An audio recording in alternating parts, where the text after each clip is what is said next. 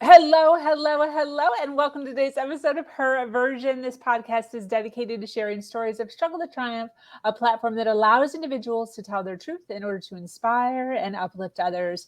For those of you that are new to this podcast and like content like this, make sure you hit that subscribe button, follow, like, and share. I am your host, Sabrina Victoria. Let's jump right in.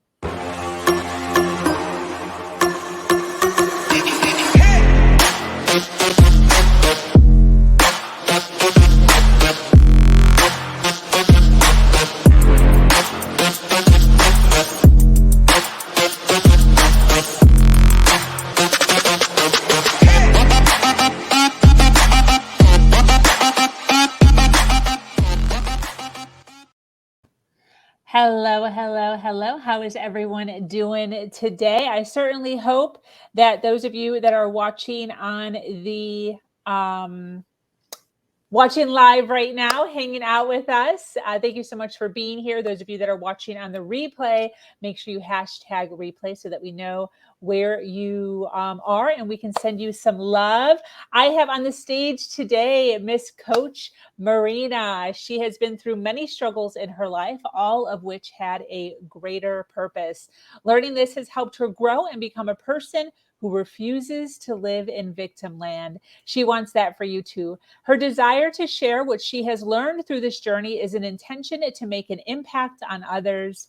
With this, she aims to achieve results for her clients and create the best versions of themselves. She does this by sharing the powerful tools of radical forgiveness, Reiki and Breathwork. Love Breathwork. Yes. Marina is passionate about helping her clients release old stories and stuck emotions that no longer serve them so they can start their journey to freedom and harmony. How are you doing today, lady?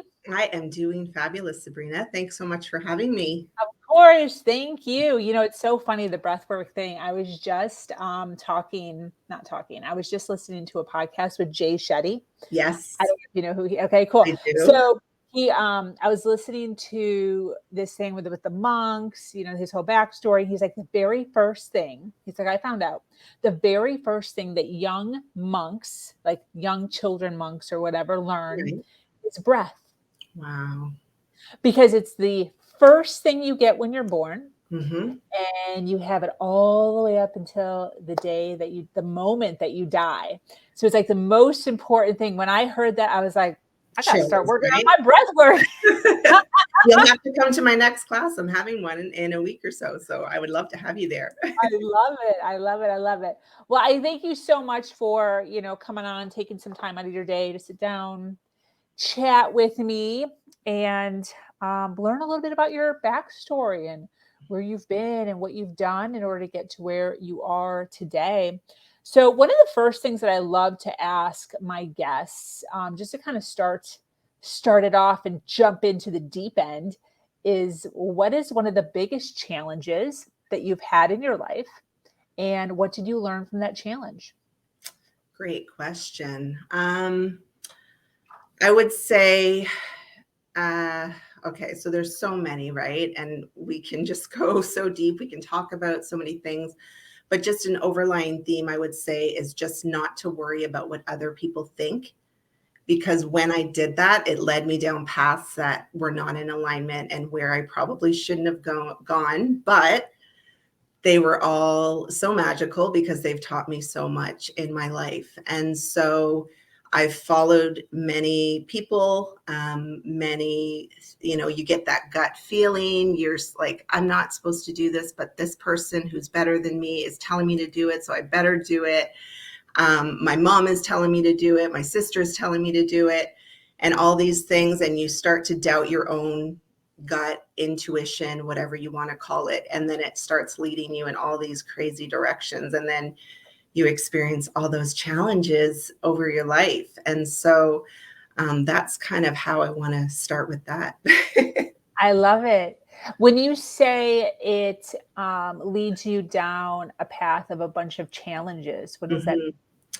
So for me, I always love to start with my story, right? So I was, had a parent that died at the age of 7, father figure. So no father figure. And that led me to the next step, which is, trying to get validated from my mom, and her dealing with her own grief, not knowing how to handle that. So kind of being in her own world, which made me feel isolated and not validated. So then I went to search for love in all the wrong places, promiscuous teen, hanging with the wrong crowds, then wanting to take off and leave my hometown and run to the big city, which then I learned so many different um, challenges, life experiences, people taking advantage of me, all that stuff. Going there with this true desire to model and then become a nutritionist, and started to do all these things and never ended up doing them because I kept following people and things, situations that weren't great for me. And then eventually landed with my soon to be ex-husband, who stayed with me, like, because nobody else stayed with me. Everybody else took off on me. And then went through about 17 years of narcissistic abuse, potentially. I'm not a doctor to call it that, but that's what I feel like it was. Yeah. Which, was very challenging. And then having children and all of that to leading me to where I am today. And all of that crazy stuff led me to such a beautiful place. Wow. Sounds like a very roller coaster-ish journey there. What was the biggest learning from all that? To love myself. Tell us more. So we are, I always like to look at things from that spiritual big picture. That's just my nature. I grew up with a spiritual mom, a traditional dad, but my mom always brought some of that into me. And so I feel like I've always had a really strong faith, whether I followed a religion, followed a spirituality, whatever I did, I always had that faith, even in my darkest moments. But again, that self-doubt came in. Who am I? I'm not good enough. All those limiting beliefs that we talk about. And so I truly didn't love myself. I, abused alcohol. I abused myself with food. I, took jobs and disrespectful bosses or friends that took advantage of me, boyfriends that took advantage of me. And so I wasn't loving myself and putting myself first. And so I learned that through this. And it brought me to this journey of self-love. And now I help other people with that, because if we can't love ourselves, life is just not, it's just so difficult. And so we have to know that we have to put ourselves first. And it starts with ourselves, like the self-love everything starts with ourselves. And there's no blaming anyone else. There's no blaming the situations, the circumstances. We have to stand in our truth, in our power, and in our love, in order to start creating amazing things in our lives. And until we do that, we'll just keep attracting the garbage.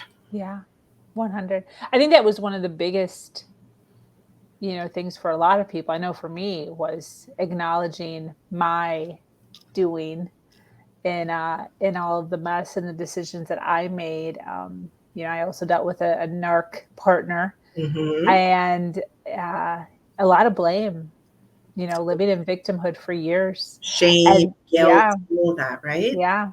And then finally recognizing my doing, Mm-hmm. and where I could have left, could have walked out, could have stood taller, could have, you know, and in order to better myself, but that took some real digging for me, because I loved sitting in I would have done it differently if it wasn't for, Right. so I I totally totally know. I'm right there with you, sister. Yes. I love it.